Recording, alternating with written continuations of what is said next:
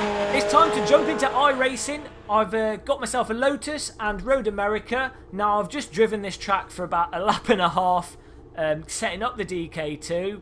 So I don't really know what this car's like to handle. I don't really know the layout of this track.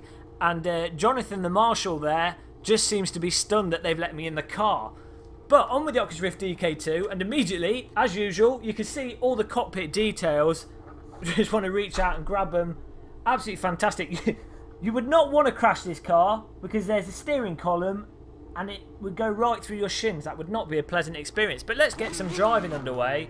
Hopefully I can keep this on the road for the duration of this video, though that's probably a bit optimistic.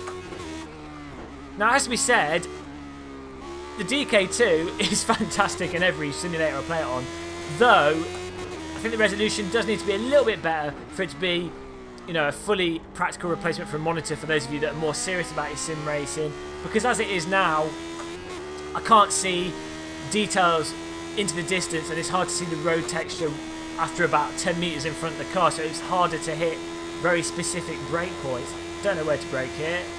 Just go for here. Oh, it's too late, I think, as we drift that. But in terms of the close-up details, everything within 2 or 3 metres of you looks absolutely stunning. So I think the consumer version of the Oculus Rift is basically going to be where it's at for sim racers. And for me, even with the limitations of the Oculus Rift DK2, I just feel it just feels weird when I play on a monitor. It's just like going back in the past and everything feels lacking. Now, iRacing's implementation of the DK2 is really nice. If you've got your DK2 plugged in, the game auto-detects it when you launch into a session. And then it gives you the question, do you want to use your DK2 or your head-mounted display? Click yes, and then you load in, and all the menus and everything work really well. And it's pretty seamless, to be honest. I'd say it's probably one of the better interfaces done in-game for the DK2. You see all your times and everything, you look around clearly. It just works really nicely. They've gone for that sort of holographic menu when you're actually in the menus picking stuff. It's nice and clear and comfortable to change settings and go through all the options. So you really have to give iRacing credit there in terms of implementing the DK2 properly. Oh. Now, it's nice with the DK2 how you do actually get a good sense of speed. Now, I'm finding this car not too hard to get to grips with. As I say, I've literally just done a lap and a half in this. I'm obviously not driving on the limit, but I'm getting a good sense of speed. I'm getting a good feeling for when I apply the brakes. I'm getting a good sense of how much speed is being scrubbed off.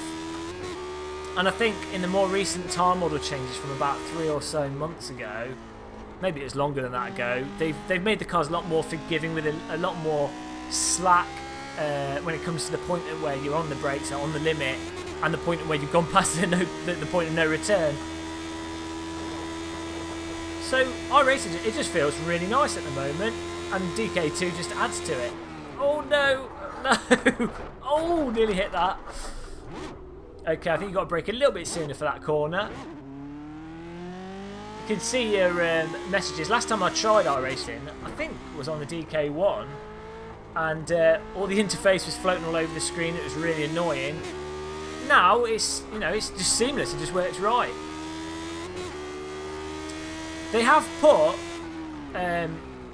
a clipping, so you can only move forwards a certain amount. So if I move here, I hit like a clipping zone where the head tracking stops, and if you go sideways, you'll hit it as well. Now, some people complain about that, but to be honest, if you were in a real race car, you'd be strapped in so tight that you can barely breathe, and you're only going to be moving like this, realistically. You're not... Let's reset the camera. Oh. You're not going to be moving like a lunatic. You're going to be just like that. And so all the freedom and movement in iRacing, you know, it's perfectly fine. One other thing I did notice is that I had to turn off the driver's arms because it was really off-putting having the hands not line up to me properly, and the amount of rotation of those hands. I think it's car dependent. And to be honest, when you're using the DK2, I'm looking past the steering wheel, although in the video, because there's no 3D, it looks like the wheel might be really noticeable on the screen. because of 3D, you can focus past things, and I'm just looking at the road in front of the car, so not having any hands on the wheel isn't a massive issue, though it might be more noticeable with cars that aren't open cockpit based.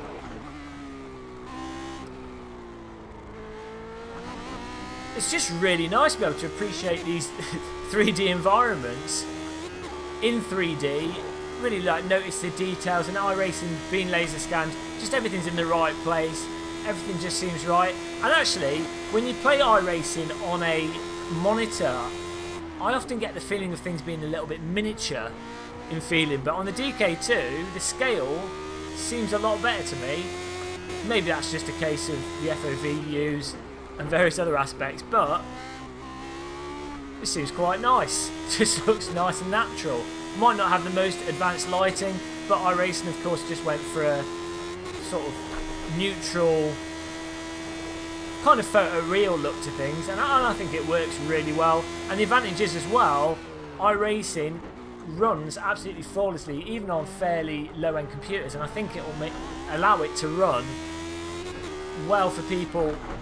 If you've got a high-end computer, you'll be able to either run at a high resolution, or by the time the new Oculus Rift comes out, the consumer version comes out, you'll probably still be able to hit the required frame rates.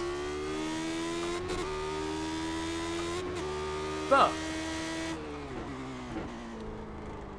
rather than going on forever, that's basically iRacing with the Oculus Rift DK2. I'm going to try some other cars out, but it's absolutely fantastic. The sense of being in the car, as usual, is the main thing, just mind-blowing.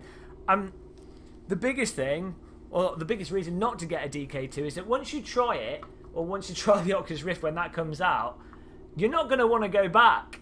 So don't get one, because your life will be forever changed. But thanks for watching this video. I hope you enjoyed it. If you've got any questions or want me to try anything out, drop a comment. Check out our Facebook page and like that as well. That'd be fantastic. So see you in my next video. Goodbye.